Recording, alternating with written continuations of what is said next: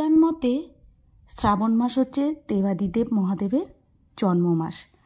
এই শ্রাবণ মাসে যদি দেবাদিদেব মহাদেবকে পুজো করা যায় তাহলে আমাদের যত দুঃখ কষ্ট অশান্তি মনের আশা আকাঙ্ক্ষা সব কিন্তু দূর হবে আর আশা আকাঙ্ক্ষা পূরণ হবে। তাই দেবাদিদেব মহাদেবকে প্রতি সোমবারই পুজো করতে গেলে যা যা জিনিস লাগে আর যেইভাবে পুজো করে থাকি খুব অল্প কিছুর মধ্যে সেটাই তোমাদের সাথে আজকে শেয়ার করছি। অনেকেই অনেক রকমভাবে পুজো করে থাকে, এক একজন এক এক রকমভাবে পুজো করে থাকে, সম্পূর্ণ নিজের মন থেকে নিজের নিষ্ঠা মতন নিজের ভক্তি ভরে।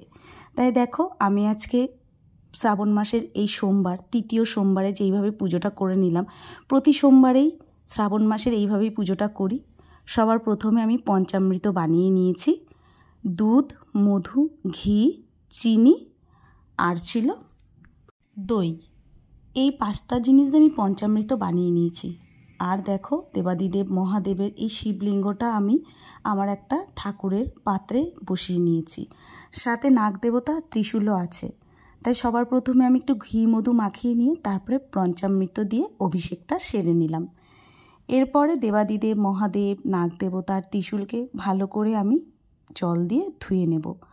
তো ভালো করে জল দিয়ে ধুয়ে নিচ্ছি। আর তারপরে দেবাদিদেব মহাদেবকে নাগ দেবতাকে আর ত্রিশূলকে এদের জায়গায় বসিয়ে দেব। অনেক রকমভাবেই পুজো আচরা করা যায়, কিন্তু নিজের মন থেকে নিষ্ঠা করে যেইটুকুনি করার অবশ্যই করা যেতে পারে। তাই এই যে আমার অভিষেক হয়ে গেছে। এবার আমি দেবাদিদেব মহাদেবকে তার জায়গায় বসিয়ে দিয়েছি, তার আসনে। আর আসনটাও বেশ কিছু ফুল দিয়ে সাজিয়ে দিয়েছি, দেবাদিদেব মহাদেবের কিছু পছন্দের ফুল দিয়ে। এবার আমি দিয়ে নিচ্ছি অশ্বগন্ধার তিলক। অশ্বগন্ধা কিন্তু দেবাদিদেব মহাদেবের খুব পছন্দের জিনিস, সাথে একটু চন্দনও লাগিয়ে নিয়েছি। তারপরে এই যে দিয়ে দিলাম একটা পৈতে। দেবাদিদেব মহাদেবকে এই শ্রাবণ মাসে পৈতে অর্পণ করা কিন্তু খুবই ভালো, তাই একটা পৈতে দিয়ে দিয়েছি।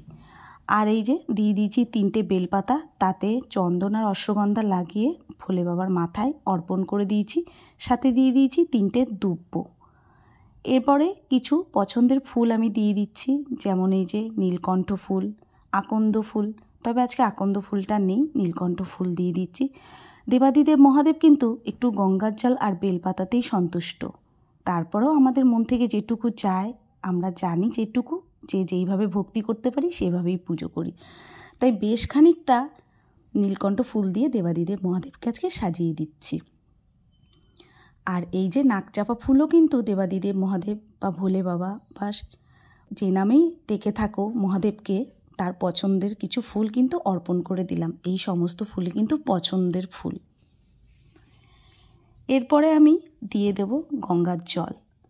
গঙ্গার জল মাথায় ঢেলে দেব। ওখানে তো পঞ্চামৃত দিয়ে আমি অভিষেক করেই নিয়েছিলাম। এরপর দেবাদিদেব মহাদেবকে সাজিয়ে নিয়ে জল ঢেলে দিচ্ছি। সাথে নাগ দেবতার ত্রিশূলকেও কিন্তু ভুলবো না, তাদের মাথায়ও জল দিয়ে দিচ্ছি গঙ্গার জল। এরপরে দেখো এই যে 5টা অখণ্ড আতপ চাল, ভাঙা হলে হবে না, গোটা 5টা আতপ চাল দেবাদিদেবকে আমি অর্পণ করে দিলাম। শ্রাবণ মাসে নাকি অখণ্ড চাল দেবাদিদেব মহাদেবকে অর্পণ করা খুবই ভালো আর শুভ মানা যায়, তাই অর্পণ করলাম। আর এদিকে দেখো গোটা 3টে ফল আর একটা মিষ্টি দিয়ে দেবাদিদেবকে আমি ভোগ নিবেদন করে দিয়েছি। সাথে প্রসাদে বেলপাতা, জলেও বেলপাতা দিয়ে ভোগটা নিবেদন করেছি। এরপরে এই যে ধূপ ধুনো দিয়ে আমি আরতিটা সেরে নিচ্ছি। আরতি করার পরে দেবাদিদেবের কাছে আমার যা মনের আশা আকাঙ্ক্ষা বা আমার যে কষ্ট দুর্দশা দুঃখ সব কিছু আমি দেবাদিদেবের কাছে নিবেদন করে দেব। দেখবে দেবাদিদেবকে পুজো করার পর মনে একটা কিন্তু যে অস্থিরতা থাকে সেটা মিটে যায় আর শান্তি চলে আসে। তাই পুরাণ মতে শ্রাবণ মাসের প্রত্যেক কটা সোমবার যদি আমরা ভোলে বাবাকে এইটুকু ভাবে একটু পুজো করতে পারি, মনটাও শান্তি হয়ে যাবে আর পুজো করাটাও। তো আজকের মতন আমার পুজোটা সম্পূর্ণ হলো।